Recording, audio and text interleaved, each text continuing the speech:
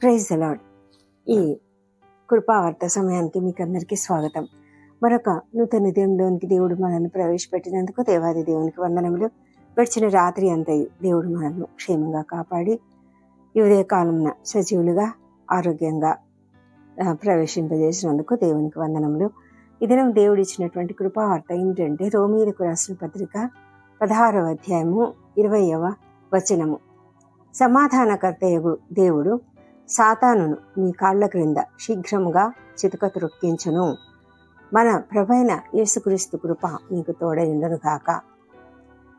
ఈ గొప్ప కృపావార్త మనకు ఒక వాగ్దానంగా ఇవ్వబడింది. దేవుడు ఎంతో గొప్పగా మనల్ని ఆశీర్వదిస్తూ ఉండగా దేవునికి వందనములు. ఇక్కడ రోమీలకు రాసిన పత్రికకు అంటే రోమా సంఘానికి రాస్తూ అపొస్తలుడైన పౌలు వారి గురించి వారు నేర్చుకొనిన బోధ చాలా గొప్పది, తను జాగ్రత్తగా ఉండండి అని చెప్తూ ఉన్నాడు. వ్యతిరేకంగా కొన్ని భేదములు ఆటంకములు కలుగజేస్తారు కొందరు. అయితే వారిని గురించి మీరు పట్టించుకోవద్దు, జాగ్రత్తగా కనిపెట్టి ఉండండి అని చెప్తూ వారు వీరి యొక్క విధేయత అంటే రోమా సంఘంలో ఉన్నటువంటి వారి యొక్క విధేయత అందరికీ ప్రచురమైనది, అంటే అందరికీ తెలుసు.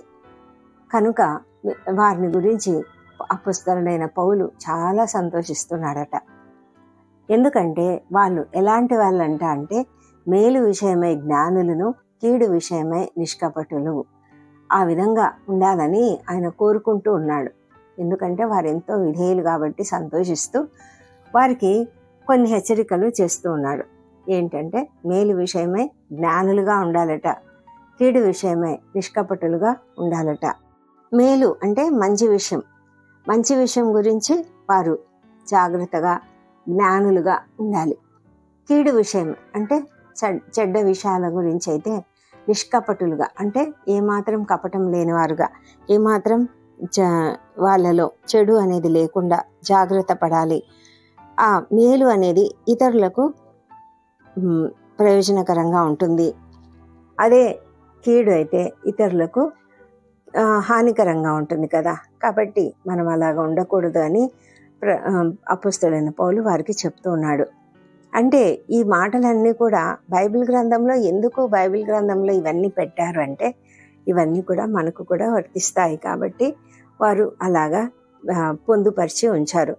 అయితే ఈ మాటలు మనకు కూడా వర్తిస్తాయి. మనం కూడా ఎలా ఉండాలంట అంటే రోమీలకు రాసిన పత్రిక 16వ అధ్యాయం 19వ వచనంలో ఏమని ఉందంటే, మీ విధేయత అందరికీ ప్రచురమైనది కనుక మిమ్మల్ని గురించి సంతోషించుచున్నాను. మీరు మేలు విషయమై జ్ఞానులను, కీడు విషయమై నిష్కపటులనై ఉండవలనని కోరుచూ ఉన్నాను అని చెప్తున్నాడు కదా. ఈ మాటలు మనందరికీ కూడా వర్తిస్తాయి. మనమందరం కూడా మేలు విషయం ఎప్పుడు కూడా జ్ఞానవంతులుగా ఉండాలి. జ్ఞానం ఎక్కడి నుంచి వస్తుంది మనకంటే ఎప్పుడైతే మనం యెహోవా యందు భయభక్తులు కలిగి ఉంటామో అప్పుడు మనకు జ్ఞానం అనేది వస్తుంది. దేవుడు యెహోవా జ్ఞానమై ఉన్నాడు, ఆ జ్ఞానం దేవుడు మనకిస్తాడు. మరి కీడు విషయము అంటే అది కూడా జ్ఞానమే. కీడు ఏంటో మనకు తెలుసు, కీడు చేయడం అంటే ఏంటి మనకు తెలుసు. కాబట్టి కీడు విషయంలో మనం ఎప్పుడు కూడా జాగ్రత్తగా ఉండాలా, నిష్కపటులుగా ఉండాలి. అంటే ఎవరు కూడా మనల్ని నిందించడానికి ఆస్కారం ఇవ్వకూడదు. ఎందుకంటే కీడు చేయడం అనేది ఎవరికో ఒకరికి హాని కలిగిస్తుంది, అది ఎవరికైనా బాధ కలిగించేటువంటి విషయం. కాబట్టి అలాంటి పనులు మనం చేయకూడదని పౌలు గారు మనకు చెప్తూ ఉన్నాడు. దేవుడు కూడా అది ఒప్పుకోడు. కనుక దేవుడు ఇచ్చినటువంటి ఇది ఒక ఆజ్ఞ లాంటిది. అదేవిధంగా దేవుడు ఇంకొక గొప్ప వాగ్దానం ఇస్తున్నాడు. ఏంటంటే సమాధానకర్తయగు దేవుడు ఎలాంటి వాడు అంటే ఆయన సమాధానకర్తయగు దేవుడు. సమాధానకర్త అంటే సమాధానమును కలిగించేవాడు. సమాధానము, శాంతి ఇవన్నీ కూడా ఒకటే. మరి సమాధానం అంటే మన జీవితంలో మనకు సమాధానం కలిగి ఉండడం అంటే మనం ఎలాంటి చింత మరి లేకపోతే ఏ విధమైనటువంటి భారమైనటువంటి మనసు, కృంగుదల ఇవన్నీ ఏమీ లేకుండా సమాధానంగా ఉండడం. ఇంకొకటి ఏంటంటే ఇతరులతో కూడా సమాధానంగా ఉండడం. అంటే ఎవరితో కూడా మనకు ఎలాంటి ఇబ్బంది లేదు, ఎలాంటి ఆర్గ్యుమెంట్స్ లేవు, ఎలాంటి భేదభావాలు లేవు. అంటే వాళ్ళు మనకు ఒకవేళ కీడు చేస్తుండొచ్చు, తప్పు చేస్తుండొచ్చు, ఏదైనా కూడా మనం వాటిని పట్టించుకోకుండా ఎవరి గురించి కూడా మనసులో పగ అనేది కానీ, ద్వేషం అనేది కానీ, ప్రతీకారము చేయాలనే తలంపు కానీ ఇవన్నీ ఏమీ లేకుండా ఉంటే అది సమాధానము. మన దేవుడైన మన ప్రభువైన యేసుక్రీస్తు ఎలాంటి దేవుడు అంటే ఆయన సమాధానకర్త అయినటువంటి దేవుడు. మరి క్రిస్మస్ సమయం దగ్గరికి వస్తుంది. మరి ఆయన గురించి మనం చాలా విషయాలు ధ్యానిస్తూ ఉంటాం. ఆయన ఈ లోకంలో పుడతాడు అన్న విషయాన్ని ప్రవక్త యెషయా ప్రవచనాత్మకంగా చెప్తూ ఆయనకు ఏం చెప్పాడంటే, ఆయన యొక్క నామములు ఏం చెప్పాడంటే, ఆలోచనకర్త, ఆశ్చర్యకరుడు, ఆలోచనకర్త, బలవంతుడైన దేవుడు, నిత్యుడగు తండ్రి, సమాధానకర్తయగు అధిపతి. అంటే ఆయన సమాధానమునకు కర్త. ప్రతిదానికి ఆయనే మూలము. ఆయనే మూలం. సమాధానానికి కూడా ఆయనే మూలము. విశ్వాసమునకు ఆయనే మూలము. నిరీక్షణకు ఆయనే మూలము. రక్షణకు ఆయనే మూలము. సమాధానమునకు కూడా ఆయనే మూలము. అలాంటి దేవుణ్ణి మనం కలిగి ఉన్నాం. ఆ సమాధానకర్త దేవుడు మనం కూడా ఇతరులతో సమాధానం కలిగి ఉండాలి. మనం ఎప్పుడు కూడా సమాధానపరచువారమై ఉండాలి. సమాధానపరచువారు ధన్యులు అని రాయబడింది కదా. ప్రభువైన యేసుక్రీస్తు ధన్యతలలో చెప్తూ ఉన్నాడు, సమాధానపరచువారు ధన్యులు, అటువంటి వారు దేవుని కుమారులు అనబడతారు అని ప్రభువైన యేసుక్రీస్తే చెప్పాడు. కాబట్టి మనము సమాధానకర్తయగు అధిపతి అయినటువంటి ఆ దేవుని చేతులలో ఉన్నాం. ఆయన మనకు ఎలాంటి సహాయం చేస్తాడు, ఎలాంటి గొప్ప వాగ్దానం ఇస్తున్నాడంటే, ఆయన ఏం చేస్తాడంట, సాతానును మీ కాళ్ళ క్రింద శీఘ్రముగా చితక త్రొక్కించును. అంటే దేవుడు మనకు ఒక అధికారం ఇచ్చేశాడు. మనము సాతానును మన చేతిలో చితక తొక్కగలము. 91వ కీర్తనలో దేవుడిచ్చినటువంటి వాగ్దానం మీకు గుర్తున్నదా? నీవు సింహములను నాగుపాములను త్రొక్కెదవు, కొదమ సింహములను భుజంగములను అణగద్రొక్కెదవు.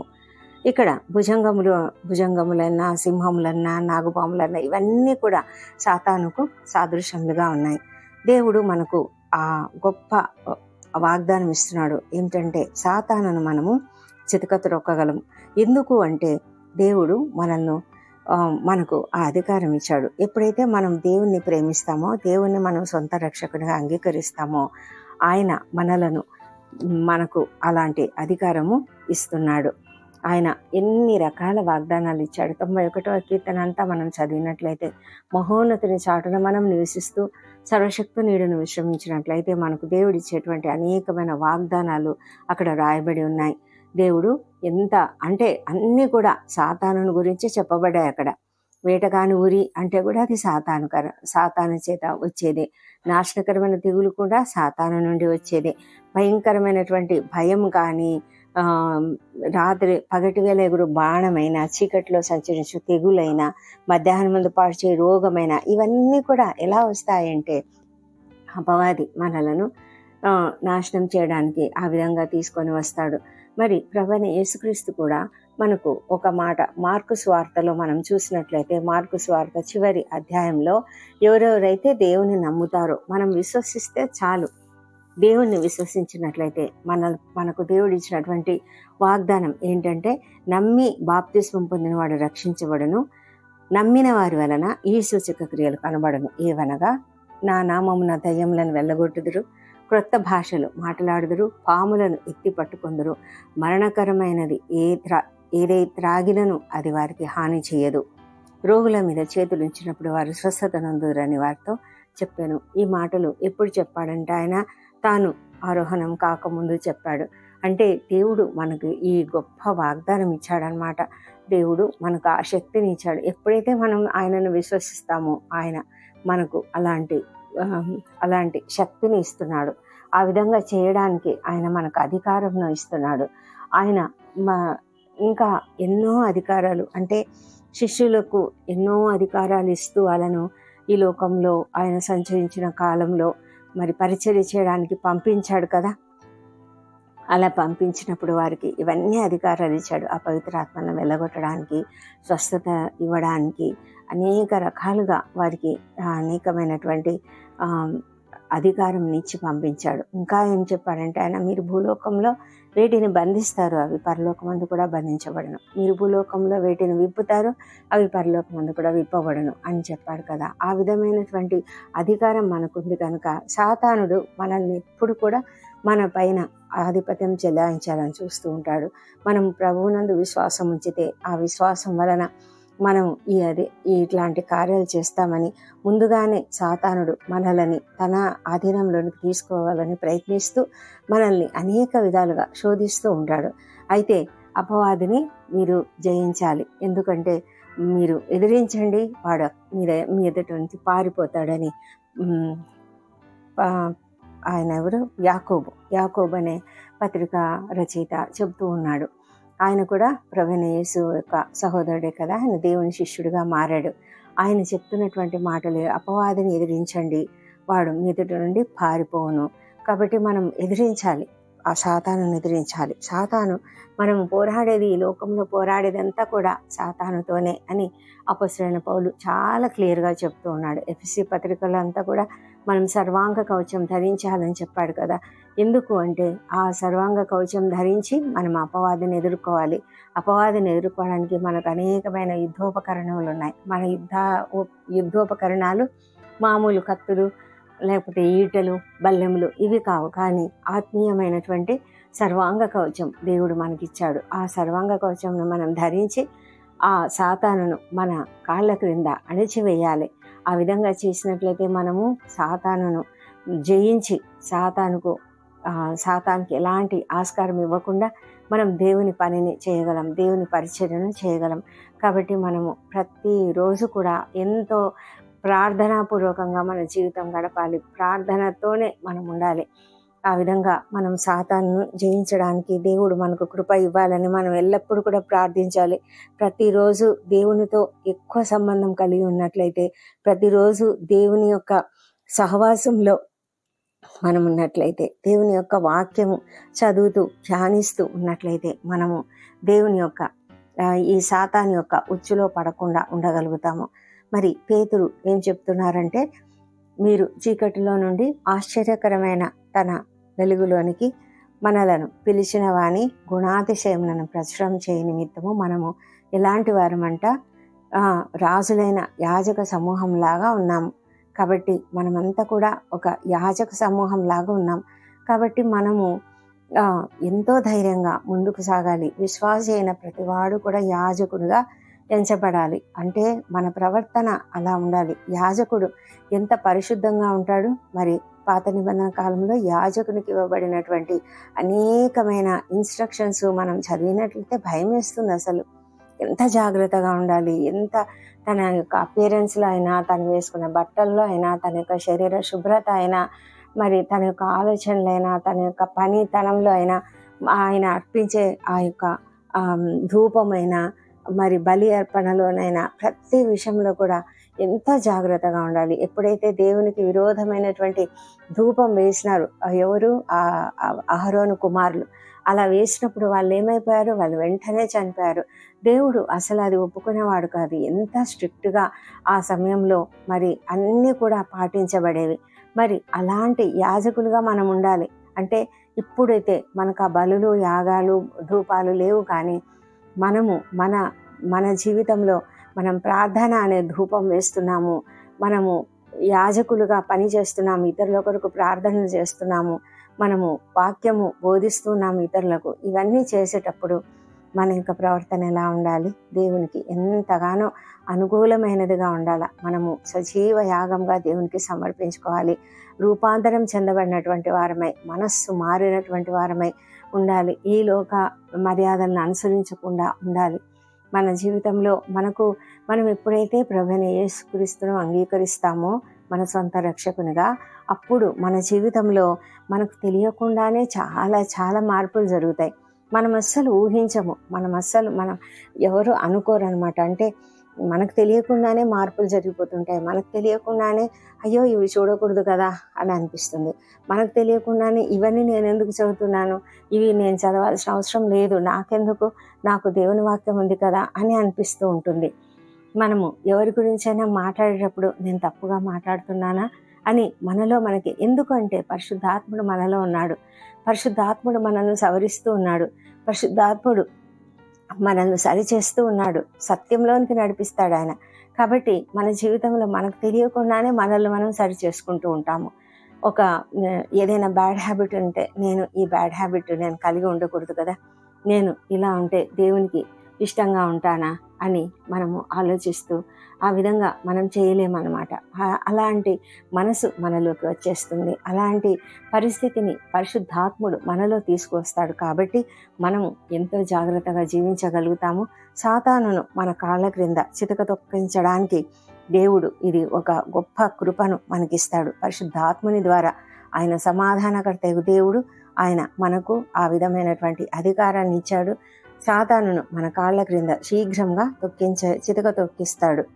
ప్రభువైన యేసుక్రీస్తును మనం ఎప్పుడైతే సొంత రక్షకునిగా అంగీకరిస్తామో అప్పుడు మనము స్వతంత్రులంగా అవుతాము. అంటే ఇంకా దాస్యము మనలో ఉండదు. అంటే సాతానుకు క్రింద మనం దాస్యము కలిగి ఉండము, దాసత్వంలో మనం ఉండము. ఇంకా ఎప్పుడు మనం ప్రభువుని అంగీకరిస్తామో అప్పుడు ఆయన మనల్ని స్వతంత్రులుగా చేస్తాడు. ఎప్పుడైతే మనం స్వతంత్రులమై ఉంటామో మనము తండ్రి పట్ల విధేయత కలిగి ఉంటాం. కాబట్టి ఇలాంటి పనులన్నీ దేవునికి విరోధమైనటువంటి కార్యాలన్నీ కూడా ఏమీ చెయ్యము. ఆయన యొక్క ఆదరణకర్త అయిన పరిశుద్ధాత్ముడు మనలో ఉంటాడు. కనుక ఆయన వాక్యము ద్వారా మనల్ని ఒక క్రొత్త సృష్టిగా, నూతన సృష్టిగా ఆయన చేస్తూ ఉంటాడు. మనము ఎప్పుడైతే ఆయనను అంగీకరిస్తామో అప్పుడు మనము క్రొత్త సృష్టి, పాతవన్నీ గతించిపోయి మనలో అంతా కూడా కొత్తదనం వచ్చేస్తుంది. ఆ క్రొత్తదనం వల్ల మనము సాతాను యొక్క అధికారంలో ఉండము. అతడు చెప్పేవన్నీ ఏమి కూడా చెయ్యము. అతడు చెప్పే పనులు చెయ్యము. చెడ్డ పనులు ఎప్పుడు కూడా మనం చేయకుండా మనం జాగ్రత్తగా ఉండగలుగుతాము. ప్రభువుని ఎరగక ముందు మనం చీకటిగా ఉన్నాము, చీకటి పనులు చేస్తూ ఉన్నాం. అయితే ఎప్పుడైతే ప్రభువుని అంగీకరిస్తామో అప్పుడు మనము వెలుగు సంబంధులమై ఉంటాం. కాబట్టి మనలో ఉన్నటువంటి అజ్ఞానం అంతా కూడా తొలగిపోతుంది. ఆ అంధకారమైన మనసులో ఉన్న అజ్ఞానం అంతా తొలగిపోతుంది. కాబట్టి మనము ఆయన వలన మనము జీవము కలిగిన వారమై, మనము చీకటి నుండి వేరుపరచబడిన వారమై, మనము ప్రతి విషయంలో కూడా జాగ్రత్తగా నడుచుకునే వాళ్ళంగా ఉంటాము. దేవుడు మనలో ఉన్నటువంటి ఆ మోసకరమైన దురాశతో కూడినటువంటి ప్రాచీన స్వభావం అంతా కూడా తీసివేస్తాడు. కాబట్టి మనము నూతనమైనటువంటి స్వభావం కలిగిన వారమై, నూతనపరచబడిన వారమై, నీతి యథార్థమైనటువంటి భక్తి కలిగిన వారమై దేవుని పోలికగా మనము జీవించగలుగుతాము. దేవుడు మనకిచ్చినటువంటి ఆ గొప్ప శక్తి చేత మనము సాతానును మన కాళ్ళ క్రింద శీఘ్రంగా చితక త్రొక్కగలము. అలా చేయడానికి దేవుని యొక్క కృప మనకు తోడై ఉండాలని అపొస్తలుడైన పౌలు మనలను ఆశీర్వదిస్తూ ఉన్నాడు. దేవుని యేసుక్రీస్తు నామంలో అతడు మనకు ఆశీర్వాదం ఇస్తున్నాడు. మన ప్రభువైన యేసుక్రీస్తు కృప మీకు తోడైండునుగాక. కాబట్టి దేవుడు ఇస్తున్నటువంటి ఈ కృప చొప్పున మనము సాతానును మన కాళ్ళ క్రింద అణచివేయగలిగినటువంటి స్థితిలో ఉండాలని దేవుడు మనల్ని కోరుతున్నాడు. ఆ విధంగా ఉండడానికి దేవుడు మనకు కృప అనుగ్రహించునుగాక. మనము దేవుడిచ్చే ఆ సర్వాంగ కవచమును ధరించుకొని, ఆత్మ ఖడ్గము ధరించుకొని, మనము నిత్యము ప్రార్థన ఎప్పుడు కూడా ఎల్లప్పుడూ ప్రతి సమయంలో ప్రతి విషయం గురించి కూడా ప్రార్థన చేసే జీవితం కలిగి మనము సమాధానకరమైనటువంటి మంచి జీవితం జీవించాలని దేవుడు మనకు ఈ కృపావార్త ఇస్తుండగా ఆ విధమైనటువంటి కృప దేవుడు మనకు అనుగ్రహించునుగాక. దేవుడి కృపావార్తను దీవించునుగాక. ప్రార్థించుకుందామా. పరిశుద్ధుడైన దేవ, సర్వశక్తిమంతుడా, నీకు స్తోత్రములు తండ్రి. అవును ప్రభా, నీవు మానవులమైనటువంటి మాకు ఎంత గొప్ప వాగ్దానం ఇచ్చావు తండ్రి. మా ప్రభా తండ్రి, ఆనాడు ఆదాము హవ్వలకు నాయన మీరు తీర్పు తీరుస్తూ ప్రభా తండ్రి ఆ దినము మీరు ఇచ్చినటువంటి వాగ్దానము ఏంటంటే, ఒక స్త్రీ యొక్క సంతానం ద్వారా సాతానుడు చితక కొట్టించబడతాడని మీరు ఇచ్చినటువంటి ఆ యొక్క వాగ్దానం నెరవేర్పుగా తండ్రి ప్రభా, నీవు పరిశుద్ధుడైనటువంటి ప్రభువైన యేసుక్రీస్తుని ఈ లోకానికి తీసుకువచ్చి ఆయన ద్వారా సాతానును చితక తొక్కారు. అవును ప్రభా, సిలువలో మీరు బలియాగమైన ఆ సమయంలోనే మీ మరణమును జయించుట ద్వారా ఆయన సాతానును జయించాడు తండ్రి. దేవా, నీకు వందనములు, స్తోత్రములు. ఆ యొక్క గొప్ప అధికారాన్ని మాకందరికి ఇచ్చావు ప్రభా. ఎప్పుడైతే మేము ఆయనను ప్రభువైన యేసుక్రీస్తును సొంత రక్షకునిగా అంగీకరిస్తామో అప్పుడు మేము కూడా సాతానును చక్కగా అణగద్రొక్కగలం తండ్రి. తండ్రి, ఆ గొప్ప అధికారం మాకు ఇచ్చినందుకు నీకు వందనాలు, స్తోత్రం చెల్లించుకుంటున్నాం. మా జీవితాలలో తండ్రి మేము సరైనటువంటి జీవితం జీవిస్తూ, నీకు అనుకూలంగా నీకు ఇష్టమైనటువంటి జీవితం జీవిస్తూ, మేము ఎల్లప్పుడూ కూడా నాయన నీకు మహిమకరంగా జీవిస్తూ, ప్రభా సాతానుకు ఎలాంటి చోటు ఇవ్వకుండా అపవాదిని ఎదిరించే ఆ యొక్క సర్వాంగ కవచంను ధరించి ఎల్లప్పుడూ కూడా నాయన సాతాను సాతానును మా కాళ్ళ క్రింద అణగదొక్కేలాగా మాకు సహాయం చేయమని ప్రార్థిస్తున్నాము. మా తండ్రి దేవా, నేను ఇచ్చినటువంటి గొప్ప కృపావర్తను బట్టి నీకు వందనాలు, గొప్ప వాగ్దానంను బట్టి నీకు వందనాలు. ఈ దినమంతా మాకు తోడైనమని ప్రార్థిస్తున్నాం తండ్రి. మా యొక్క మార్గంలో, మా యొక్క జీవన ప్రయాణంలో తండ్రి మాకెదురయ్యే ప్రతి శోధనను కూడా జయించడానికి మీరు మాకు కృప అనుగ్రహించండి తండ్రి. నీ యొక్క సమాధానము మాకు అనుగ్రహించండి ప్రభా. సమాధానకర్త దేవా నీకు వందనాలు. మా తండ్రి దేవా, నీ యొక్క కృప మాకు తోడైనందుకు నీకు వందనాలు చెల్లించుకుంటున్నాము. మమ్మల్ని విజయ పథంలో నడిపించండి. ఈ దినమంతయు మా పనులన్నింటిలో కూడా మాకు సహాయం చేసి నడిపించమని, మా ఎదుట ఉన్న ప్రతి సవాలును కూడా మేము చక్కగా సంపూర్తి చేయగలిగిన కృపను మాకు దయచేయమని నిన్ను ప్రార్థించి అడుగుతుంటున్నాం తండ్రి. దేవా ప్రభా, నువ్వు మాకు తోడైనందుకు నీకు వందనాలు చెల్లించుకుంటూ ఈ ప్రార్థన మా ప్రభువును, మా ప్రియరక్షకుడు నాయన యేసుక్రీస్తు అత్యంత శక్తిగల నామంలో అడిగి పొంది ఉన్నామని నమ్మి నీకు స్తోత్రం చెల్లిస్తున్నాం తండ్రి. Amen, amen.